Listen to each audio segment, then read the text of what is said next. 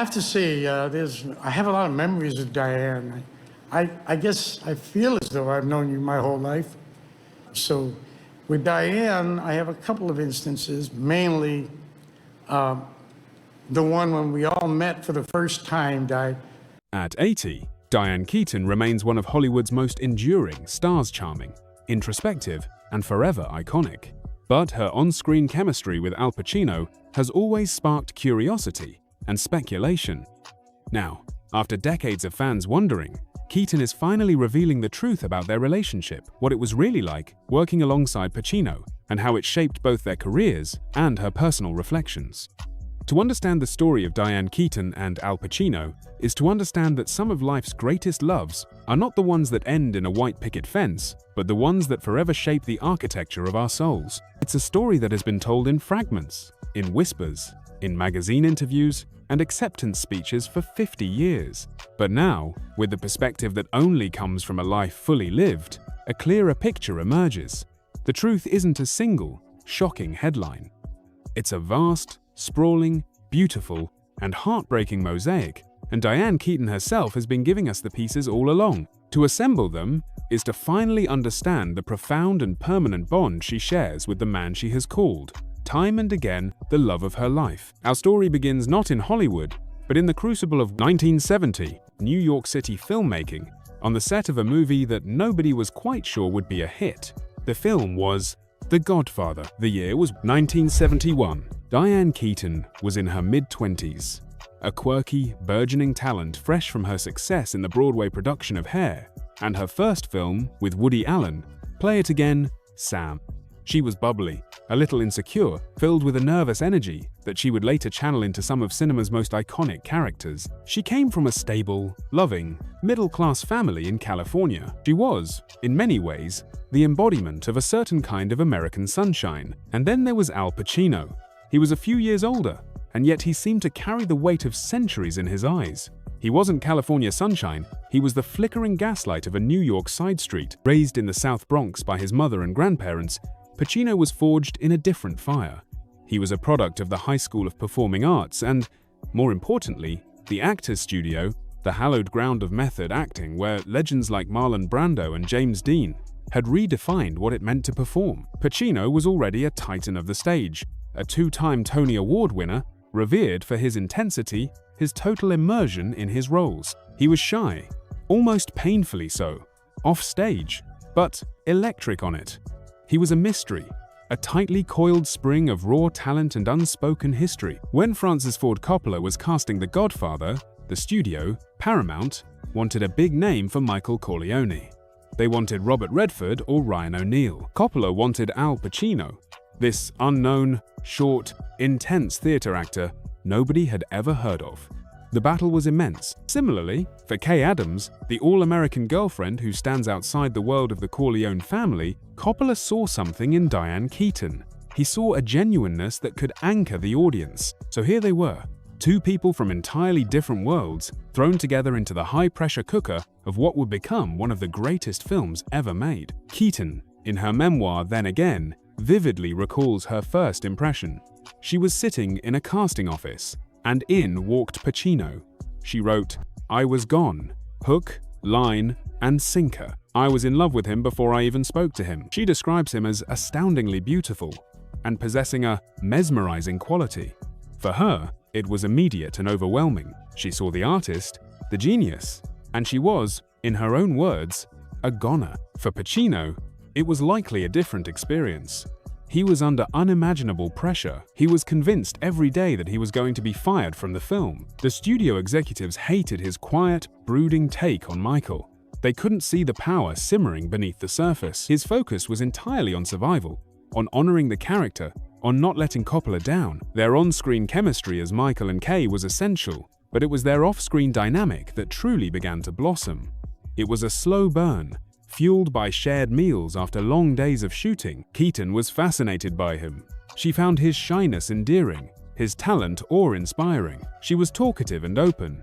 He was quiet and watchful. It was a classic case of opposites attracting, but it was more than that. She seemed to see past the intimidating facade of the great actor and connect with the vulnerable man underneath. She made him laugh. She drew him out. In a world that was demanding he be the next Marlon Brando, she simply saw Al. She once described their dynamic as a kind of game. She would talk and talk, filling the space with her anxieties and observations, and he would listen, occasionally interjecting with a single, profound comment that cut right to the heart of the matter. He was her anchor.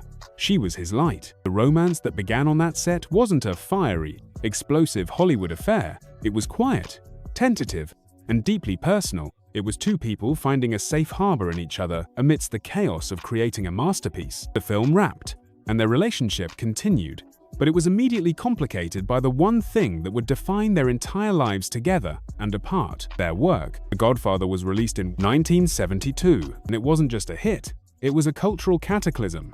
It changed filmmaking forever, and it made Al Pacino a star. Not just a star, but an icon, overnight. The shy theater actor was now one of the most famous faces on the planet. The pressure that was on him during the film was nothing compared to the pressure that descended upon him now, and his response was to retreat further into his art. This is the first great truth about their relationship that Keaton has helped us understand. To love Al Pacino was to love his art, and his art was a jealous and all-consuming mistress. In the years immediately following The Godfather, Pacino embarked on one of the most incredible runs of acting in film history. Serpico in 1973, The Godfather Part 2 in 1974, Dog Day Afternoon in 1975. For each role, he didn't just play the character, he became him. For Serpico, he lived and breathed the life of an undercover cop, becoming so immersed that he once tried to pull over a truck driver on the street for real. For Dog Day Afternoon, he captured the frantic, desperate energy of Sonny Wartzik so completely it was frightening. This level of dedication takes a toll. It requires a singular focus that leaves little room for the normalcies of a relationship. While Pacino was plumbing the depths of these dark, complex characters, Keaton was building her own formidable career, but in a very different sphere. She was continuing her collaboration with Woody Allen, creating a string of brilliant comedies like Sleeper and Love and Death. This sets up the central tension of their lives in the 1970s. Keaton was involved with two of the most significant male figures in American cinema, but the relationships were polar opposites. With Woody Allen, it was a partnership of the mind. It was collaborative, cerebral, funny. They were co-creators. He wrote characters for her that were extensions of her own delightful, anxious, intellectual personality. Their romance was, by her own admission, unconventional, eventually transforming into a deep and lasting friendship. With Al Pacino, it was a romance of the soul. It was passionate, intense, and deeply emotional, but it was also fraught with distance. He was often away, not just physically on a movie set, but mentally, lost in a role. She has described waiting for him, the agony of his absences, the joy of his returns. She writes about the phone calls, the longing, the sense that she was always on the outside of the one thing that mattered most to him, his process. Keaton herself was no slouch. 1977. She delivered the performance of a lifetime in Annie Hall, a role Woody Allen wrote specifically for her, based on her. Annie Hall was Diane Keaton. Her real last name is Hall. Her nickname is Annie.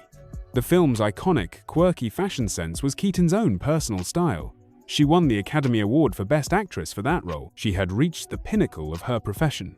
And yet, the relationship with Pacino remains the unresolved question in her heart. The on-again, off-again nature of their romance defined the decade. They were a magnetic force, constantly pulling back together, only to be pushed apart by the demands of their careers and their fundamental differences in what they needed from life. This leads us to the second great truth Keaton has revealed. She wanted a home, and he was a nomad. Not a physical nomad, but an artistic one. Keaton came from a background where marriage and family were the expected, cherished cornerstones of a happy life.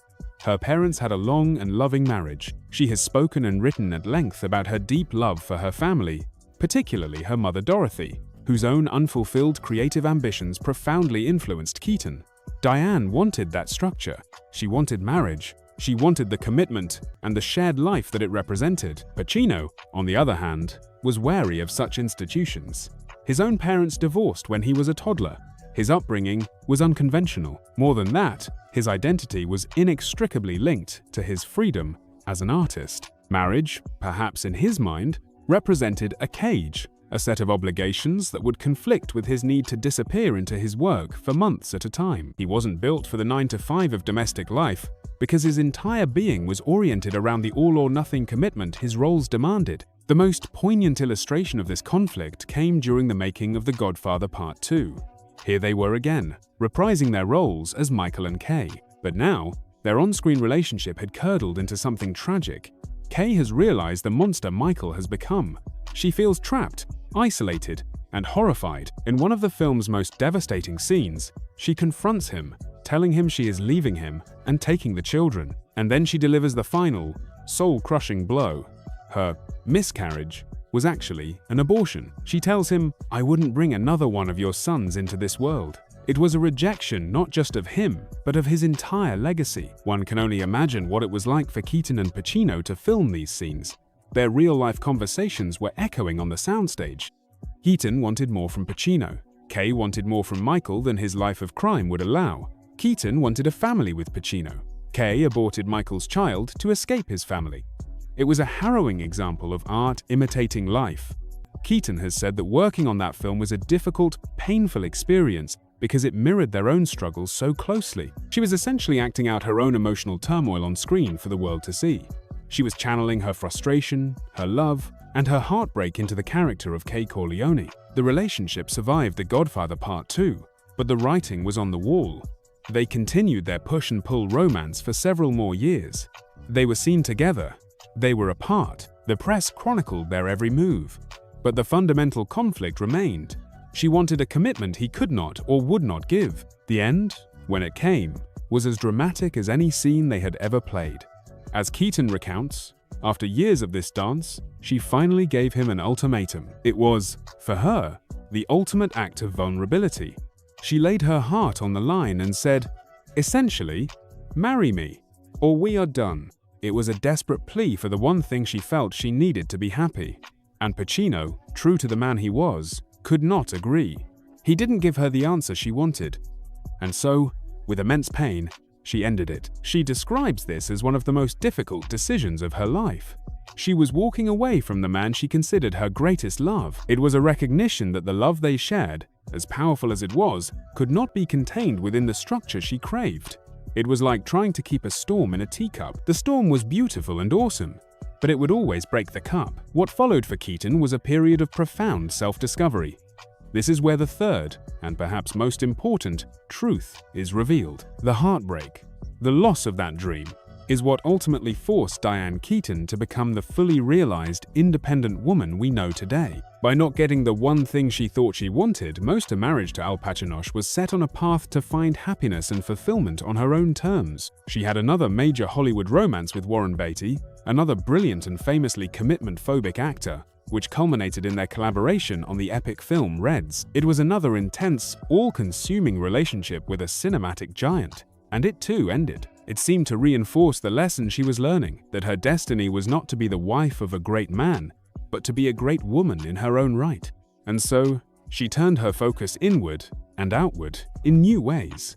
She poured her creative energies into passions beyond acting. She became a celebrated photographer, publishing several books of her work. She developed a deep love for architecture and design, buying, renovating, and selling homes, becoming a respected figure in the design world. These weren't hobbies, they were serious, consuming passions that allowed her to build and create something that was entirely her own. And then, in her 50s, she made the most radical and life-affirming decision of all. She had always wanted to be a mother, a desire that was at the heart of her yearning for marriage. Realizing that a husband was not a prerequisite for a family, she chose to adopt on her own. In 1996, at the age of 50, she adopted her daughter, Dexter. 5 years later, she adopted her son, Duke. This act was the ultimate declaration of her independence. She had created the family she always wanted, but she had done it completely on her own terms, untethered from the conventional script of marriage. She found that the love of her children provided a fulfillment that was deeper and more profound than any romance. She often says that motherhood was the thing that truly grounded her and changed her life completely. It was the love that stayed. It was the love that was hers to nurture and protect without condition. While Keaton was building this new life, Pacino continued on his own path. He too remained unmarried, but he had children from different relationships. He continued to dedicate himself to his craft, taking on challenging roles in film and returning frequently to his first love, the stage. The two of them were living separate lives, but the connection was never severed. It had simply transformed. The passion and pain of their romance had mellowed into a deep, abiding affection and respect. This is the fourth truth of their story, that true love doesn't always die.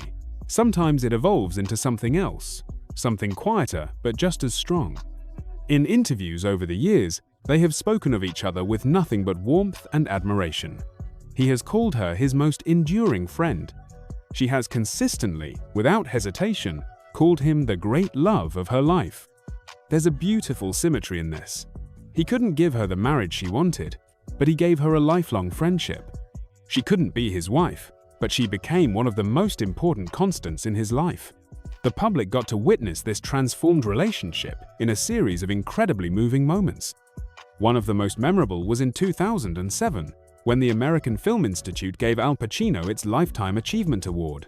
The evening was a parade of stars, all paying tribute to his genius. But the emotional climax of the night was when Diane Keaton took the stage. She didn't just give a speech, she sang to him. She sang a quirky, funny, and deeply loving version of the song, "You'd Be So Nice to Come Home To," and then she spoke, her voice filled with emotion. She talked about their time together, her awe of his talent, and the enduring power of his friendship.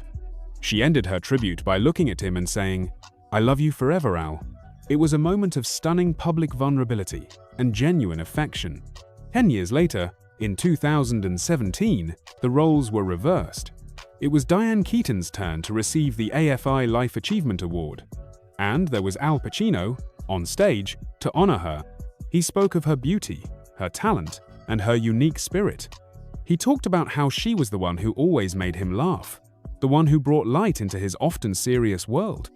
He spoke of her as an artist and as a person with a love that was palpable.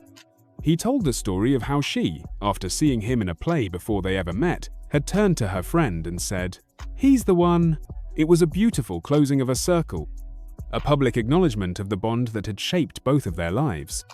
But perhaps the most poetic chapter of their shared story came in 1990, nearly 2 decades after they first met, and more than a decade after their romance had ended. Francis Ford Coppola decided to make The Godfather Part 3. He brought back Al Pacino as an aging, regretful Michael Corleone, and Diane Keaton as an older, wiser Kay Adams. The film itself received a mixed reception, but the scenes between Pacino and Keaton are electric with the weight of their own shared history. They are no longer the young lovers of the first film, or the bitter antagonists of the second. They are two people in late middle age, looking back on a life of missed opportunities and unspoken feelings. In the film, Michael and Kay reconnect in Sicily. He is desperate for redemption, desperate to win back the family he lost. He is finally ready to be the man Kay always wanted him to be, but it's too late. There is a scene where they dance together, and Michael confesses his love and his regrets. He is finally vulnerable, finally open, and Kay looks at him with a love that is still there, but it is now mixed with the sad wisdom of experience. She tells him she has always loved him, but that they can never go back. To watch Al Pacino and Diane Keaton play that scene is to feel the power of their 50-year saga. It's impossible not to see Al, the man who could never fully commit, and Diane, the woman who loved him anyway. It's impossible not to feel the weight of their real-life what-ifs infusing the performance. They weren't just acting, they were drawing on a lifetime of shared emotion. That film gave them a chance to play out a fictional reconciliation, to find a form of closure on screen that life had not afforded them. It was a final, bittersweet dance for Michael and Kay, and for Al and Diane. So what is the final truth that Diane Keaton, now approaching her 80s, has revealed about Al Pacino?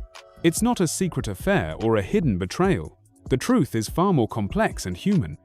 The truth is that you can love someone with all your heart, and they can still be the wrong person to build a conventional life with. The love can be real, pure, and all-encompassing, but the practicalities of two lives can be fundamentally incompatible.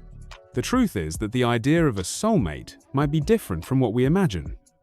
A soulmate might not be the person you marry and grow old with. A soulmate might be the person who comes into your life, cracks it wide open, and forces you to become the person you were always meant to be, even if it means they can't stay. Al Pacino cracked Diane Keaton's life open. His genius inspired her, his elusiveness challenged her, and his inability to commit ultimately liberated her. The truth is that some relationships are not meant to be contained in a single chapter of life. Theirs is a story that has spanned a half-century, transforming from passionate romance to painful heartbreak to a deep and abiding friendship that has become the bedrock of both their lives.